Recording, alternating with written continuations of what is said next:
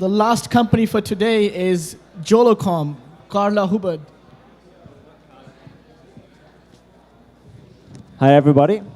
I'm not Carla, as you can see. My name is Christian. Thanks for being here. So, I would like you all to take a moment and think about the most intimate space that you can think of. And now think about what data do you share from such a space, with whom, when, and why. I personally believe that I would only share this data with the people I trust.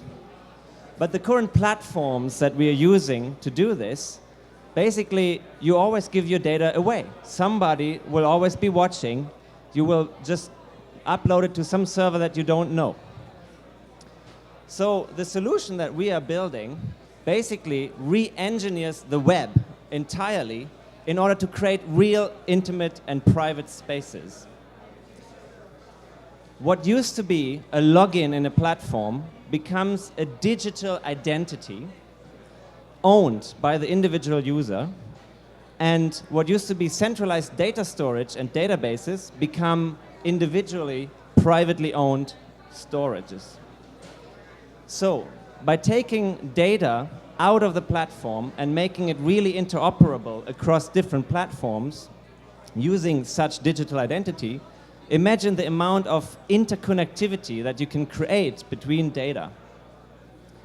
To validate this technology, we have chosen the most complex data sets that you can possibly deal with, which is people's private health records. So imagine the amount of institutions and people involved to share private health data. Patients with our application gain full ownership over their data, and at the same time it becomes finally accessible to them, because a lot of the times I don't even see my own health records. Doctors at the same time have a great advantage, as well as hospitals, that they don't have to claim the data ownership. The data ownership goes completely to the patient, so all the data protection issues are pretty much solved. And also, hospitals can interchange very flexibly these pieces of data. Of course, this comes at a price, because the technology we're using is quite complex to build. So what we are proposing is to become part of a membership, have a membership subscription to this data network. Please be reminded that we are not building another platform. So basically, what used to be a platform is now a data network. We are moving platform-centric data management to user-centric data management. This is not only interesting for the health industry, it's hugely scalable in the health industry, but it is also hugely scalable across all other kinds of industries. Jolocom is funded through the EU Commission to build this technology into the Internet of Things, gateways, and other sensors.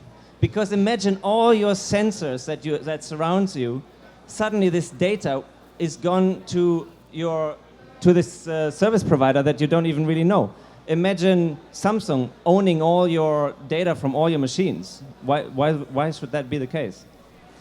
So our company is in Berlin. We have 10 people working on this.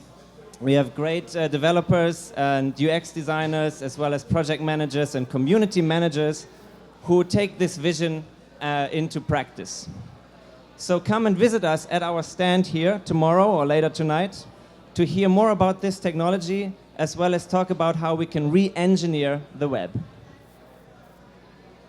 So where does the data actually sit then, if it's not on a platform? Is everyone buying hard drives to keep in their house, and that's where the data goes, or where does the data go? Thank you. That's one possibility, that the data in fact goes to a private store that is connected to the internet in your house, your private server. However, with health data, that becomes a bit of an issue, and also to increase the onboarding, you could still have this personalized data store in the cloud. That's still possible, but it's not accessible to others. all the data within this module is completely yours, managed by your digital identity. Okay, thank you. Well, I understand what problem you are solving. I understand the technology you are using. Thanks. But what is exactly your product? So what is the product? the product exactly is an application that can visualize linked data. Linked data is the underlying technology, and it can visualize the little bits of data that you need, such as your name, your address, as well as your health records. So the application is like a remote control to this server that holds all your data. And that's the product we're building. So that you can actually see it as a human. How it can be an application if it basically should interact with other applications? No, I'm not getting it. How you can sell it an application? It's like a hypervisor or what? Is it a hypervisor for other applications, or how you make the data, private data, accessible for other applications? Because of the digital identity. I was talking about not having a login, but it's a digital identity that manages your data, and other applications can also use this digital identity. So the data becomes completely interchangeable across many different services. I'm actually one step behind my colleague because I don't understand the technology very well. I'm not an insider of this world, nor a graduate specialist. So please explain me. Is it only a linguistical change in phraseology that you are saying that my data, my personal, let's say, medical data, are secure somewhere in, let's say, Google-owned server or other company-owned server? No. So what is it? No, the server is also owned by you as an individual. However, it's a module, it's a software module that manages the access right management to your data. So, and think about it like a key. You hold the key to all your data, and where this data is stored, whether it's at home, in your server, or wherever, it doesn't matter. Actually, I would say it is relevant. Could my government see this data or not? I think it could. Only if they hold your key. So it's a security, actually, product, you would say. Also, yeah. Cryptography product. Well, you have to have encryption involved, of course, because you have to have end-to-end encryption involved. Yes. I have a conceptual question. Basically, why would one believe that data that is stored in his personal physical server is more safe than data stored in a public data center server? Well, because that's from malicious attacks point of view, for example. Okay. Well, that's a transparency issue, maybe, and I would answer this by saying that our software is open source, so people can actually see the code, which means that the most secure way of having a secure application is to make your code public, so that people can test it. If that's what I don't know. That's not exactly what I meant, because when my data sits in some public platform like Google, I have two issues. One issue is that the owner of the platform may see my data, Google may see my data. Second, I have an issue that somebody hacks into Google and see my data. And actually for me, the second problem is more relevant, because I don't care. Google see my data, doesn't see my data. I'm a small man, it's nothing. But somebody hacking into my data, it's a serious risk. When the data sits inside my private server, I think I'm more vulnerable to malicious attacks than when I'm inside Google. Because Google may protect me, I believe, better than I can protect myself. I don't think necessarily that's the case, because the technology we employ will, so only your key has access to your data.